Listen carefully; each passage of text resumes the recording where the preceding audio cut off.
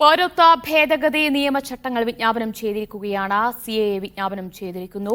ഇന്ന് തന്നെ വിജ്ഞാപനം പുറത്തിറങ്ങും എന്നുള്ള സൂചനകൾ നേരത്തെ തന്നെ പുറത്തു വന്നതാണ്. ഇപ്പോഴിതാ ചട്ടങ്ങൾ വിജ്ഞാപനം ചെയ്തിരിക്കുകയാണ്. തൗഫീഖ് അസ്ലം വിവരങ്ങൾ നൽകും. തൗഫീഖ്, എന്താണ് വിശദാംശങ്ങൾ?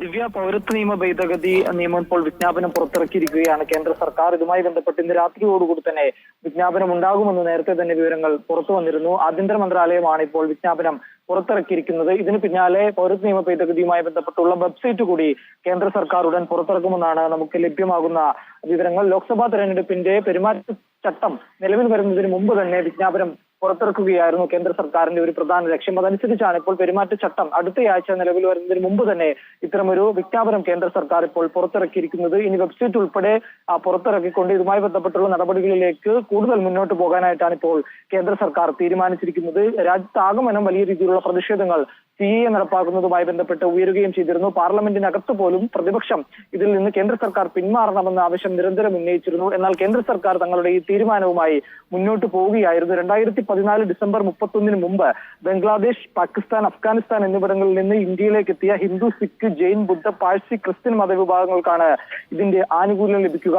അതിൽ നിന്ന് മുസ്ലിം വിഭാഗത്തെ ഒഴിവാക്കിയതുമായി ബന്ധപ്പെട്ടുകൊണ്ടായിരുന്നു വലിയ രീതിയിലുള്ള പ്രതിഷേധം രാജ്യത്താകമാനം ഉണ്ടാവുകയും ചെയ്തത്. എന്നാൽ അതൊന്നും കണക്കിലെടുക്കാതെ കേന്ദ്ര സർക്കാർ തങ്ങളുടെ നിയമവുമായി മുന്നോട്ട് പോവുകയായിരുന്നു. ഇതിനെതിരെയായിരുന്നു പ്രതിപക്ഷം അടക്കം വലിയ രീതിയിലുള്ള പ്രതിഷേധവുമായി രംഗത്തെത്തിയത്. 2019 പാർലമെന്റ് പാസാക്കിയ നിയമം ചട്ടങ്ങളാവാത്തതിനാൽ ഇതുവരെ നടപ്പാക്കിയിരുന്നില്ല. CAA ചട്ടങ്ങൾ രൂപീകരിക്കാനുള്ള പാർലമെന്റ് സമിതിയുടെ കാലാവധി 2020 മുതൽ നീട്ടിക്കൊടുക്കുകയും ചെയ്തിരുന്നു. അതിന് പിന്നാലെയാണ് ഇപ്പോൾ കേന്ദ്ര സർക്കാർ വളരെ വേഗം തന്നെ ഇതിന്റെ ചട്ടങ്ങൾ രൂപീകരിക്കുകയും അതിന്റെ വിജ്ഞാപനം ഇപ്പോൾ പുറത്തിറക്കിയിരിക്കുകയും ചെയ്യുന്നത്. മുസ്ലിം ഇതര അഭയാർത്ഥികൾക്ക് ഇന്ത്യയിൽ പൗരത്വം എളുപ്പത്തിൽ നൽകുന്നതാണ് ഈ പൗരത്വ ഭേദഗതി നിയമം എന്നുള്ളത്. അതുകൊണ്ട് തന്നെയായിരുന്നു വലിയ രീതിയിലുള്ള പ്രതിഷേധം ഉയരുകയും ചെയ്തത്. വരുന്ന ലോക്സഭാ തെരഞ്ഞെടുപ്പ് മുന്നിൽ കണ്ടുകൊണ്ട് തങ്ങൾക്ക് ഈ നിയമം തങ്ങൾ മുന്നോട്ട് വെച്ചതുപോലെ നടപ്പാക്കുകയാണെങ്കിൽ ഇത് തെരഞ്ഞെടുപ്പിൽ വലിയ രീതിയിലുള്ള ഗുണം ചെയ്യുമെന്നുള്ള ഒരു ആത്മവിശ്വാസം BJPയെ സംബന്ധിച്ചിടത്തോളം ഉണ്ട്. അതുകൊണ്ട് തന്നെയാണ് തെരഞ്ഞെടുപ്പിന്റെ വിജ്ഞാപനം പുറത്തു വരുന്നതിന് മുമ്പ് തന്നെ ഇത്തരമൊരു നീക്കവുമായി പോയത്. അതേസമയം ചില സംസ്ഥാനങ്ങൾ, കേരളം അടക്കമുള്ള സംസ്ഥാനങ്ങൾ CAA നടപ്പാക്കില്ലെന്ന്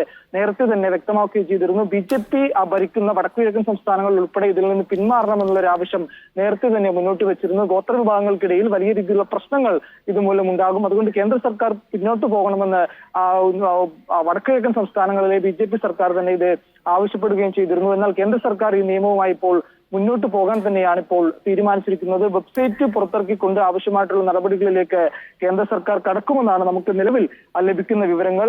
ബംഗാളിൽ വലിയ സ്വാധീനമുള്ള മട്ടുവ സമുദായത്തിൽ നിന്ന് പിന്തുണ കഴിഞ്ഞ തെരഞ്ഞെടുപ്പിൽ BJPക്ക് ലഭിച്ചത് CAA പേരിലായിരുന്നു. CAA നടപ്പാക്കുന്നതിന് അസമിലടക്കം BJPക്ക് എതിരാകുമെന്നതിനാൽ കരുതലോടെയാണ് പാർട്ടി അസമിൽ ഉൾപ്പെടെ ഇതുമായി ബന്ധപ്പെട്ടുള്ള മുന്നോട്ടുള്ള മുന്നൊരുക്കങ്ങൾ നടത്തിക്കൊണ്ടിരുന്നത്. വടക്കുകിഴക്കൻ സംസ്ഥാനങ്ങളിൽ CAAയോട് വലിയ എതിർപ്പ് ഇപ്പോഴും നിലനിൽക്കുന്നുണ്ട്. ഈ എതിർപ്പ് നിലനിൽക്കുന്നതിനിടയിൽ തന്നെയാണ് കേന്ദ്ര സർക്കാർ ഈ ഒരു നീക്കവുമായി ഇപ്പോൾ മുന്നോട്ട് പോകാൻ തന്നെ തീരുമാനിച്ചിരിക്കുന്നത്. സംസ്ഥാനങ്ങളിലെ തെരഞ്ഞെടുപ്പുകളിലെ പ്രകടന പത്രികയിലും BJP രണ്ട് നിലപാടുകളായിരുന്നു ഇതുമായി ബന്ധപ്പെട്ട് എടുത്തിരുന്നത്.